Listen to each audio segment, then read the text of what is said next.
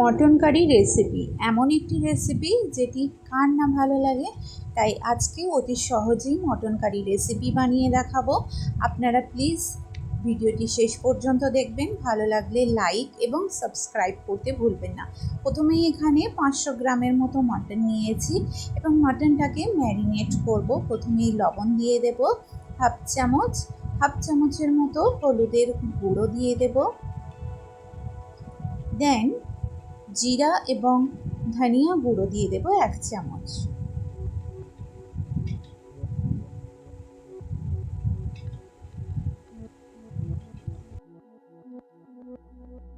এক চামচ আদা রসুনের পেস্ট দিয়ে দেব এবং কুচানো পেঁয়াজ দিয়ে দেব এবং একটু সরিষার তেল দিয়ে দেব যাতে করে ম্যারিনেশনটা খুবই সুন্দর হয় এবং ভালো করে মাখিয়ে রেখে দেব 1 ঘন্টার মতো, যাতে করে সমস্ত মশলা মটনের সঙ্গে সেট হয়। দেন কড়াইয়ের মধ্যে তেল দেব। তেলটা গরম হয়ে আসলেই কেটে রাখা আলুগুলোকে দিয়ে দেব। মটন কারি মানেই আলু তো দিতেই হবে, আলু না দিলে ভালো লাগবে না।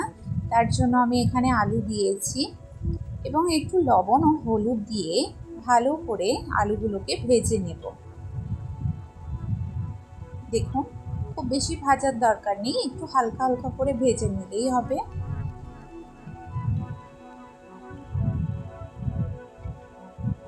এখানে আলুগুলো ভাজা হয়ে গেছে। এইবার ওই তেলের মধ্যে একটি তেজপাতা দিয়ে দেব, ফোড়নের জন্য 5টি এলাচ দেব এবং কয়েকটি গোলমরিচ দিয়ে দেব। আপনারা চাইলে এখানে লবঙ্গ এবং দারচিনিও দিতে পারেন। এইবার পেঁয়াজ কুচি দিয়ে দেব এবং একটু লঙ্কা দিয়ে দেব। আপনারা ঝালটা কতটা খেতে চাইছেন সেই অনুপাতে ঝালের ব্যবহার করবেন। আমার বাচ্চা খাবে যেহেতু, ওই জন্য অল্প ঝাল দিয়েছি। এইবার একটু লবণ দিয়ে ভালো করে পেঁয়াজটাকে ভাজা করে নেব।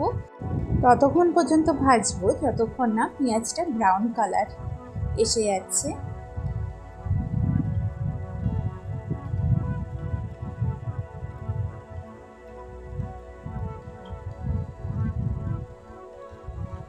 পেঁয়াজটা এখানে ভাজা হয়ে গেছে। এবার ম্যারিনেট করে রাখা মাটনগুলোকে দিয়ে দেব। দিয়ে ভালো করে একটু তেলের মধ্যে কষিয়ে নেব।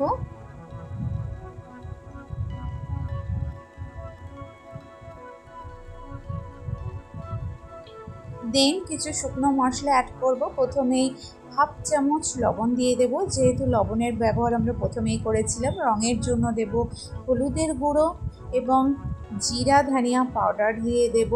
কসুরি মেথি দেব হাতে ক্রাশ করে একটু, এতে করে ফ্লেভারটা দারুণ আসবে এবং মটনের যে একটা স্মেল আছে সেটাও কিন্তু আর থাকবে না। এবার ভেজে রাখা আলুগুলোকে দিয়ে আরও ভালো করে 2 মিনিটের মতো কষিয়ে নেব।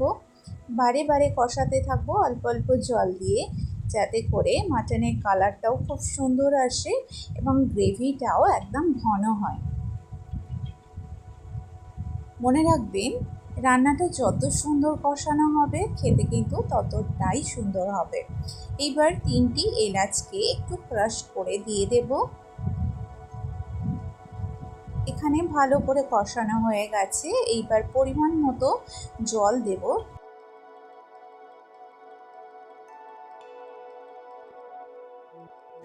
এবং ধনিয়া পাতা কুচিয়ে একটু দিয়ে দেব উপর থেকে ছড়িয়ে, এতে করে ফ্লেভারটা দারুণ আসবে।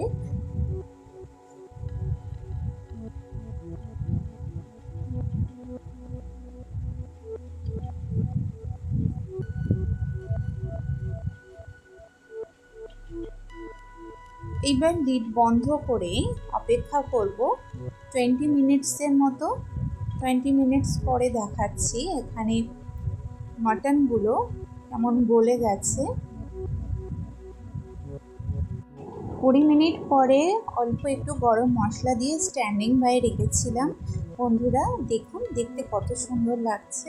এইবার এটি আপনারা ভাত, রুটি, পরোটা, নান ইত্যাদির সঙ্গে খেতে পারেন। ভিডিওটি যদি ভালো লেগে থাকে তাহলে প্লিজ সাবস্ক্রাইব করে আমার পাশে থাকবেন। সকলে সুস্থ থাকবেন, ভালো থাকবেন। ধন্যবাদ।